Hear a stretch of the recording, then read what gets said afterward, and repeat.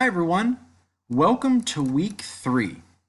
For week 3 we're going to be looking at perfect competition and utility.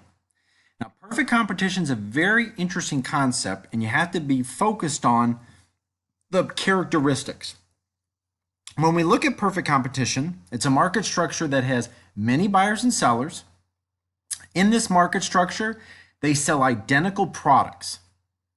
And given that there's many buyers and sellers selling identical products, these firms are going to be classified as a price taker, which means they're going to be forced to take the market price. Please make sure to really focus your efforts on that in terms of being able to identify a perfectly competitive market. And a good example of this is usually agriculture. Agriculture is a good example because you're able to evaluate how they make decisions in markets. And they are going to only take, given that you can't differentiate, they're going to have to be forced to take the market price.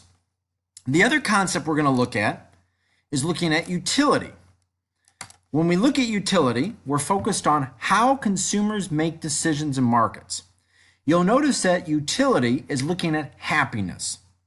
Now, it's very difficult to measure our happiness in terms of consumption. And when we look at our consumption mechanism, we have to look at many different challenges. And we have to figure out where does our consumption increase, decrease, and where should we stop consuming as well. And when we look at these types of developments, you have to focus on consumption choices and the relationship between when diminishing marginal utility will set in. Diminishing marginal utility will set in when the next unit you consume gets less satisfaction than the previous unit.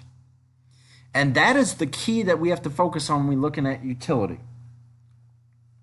Now, if you have any questions this week or need additional resources, please let me know as I look forward to your effort.